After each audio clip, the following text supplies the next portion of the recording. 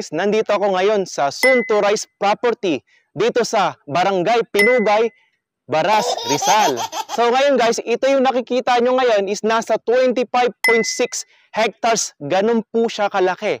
Ang number of units is nasa 1,988 units. We have 2 units available dito.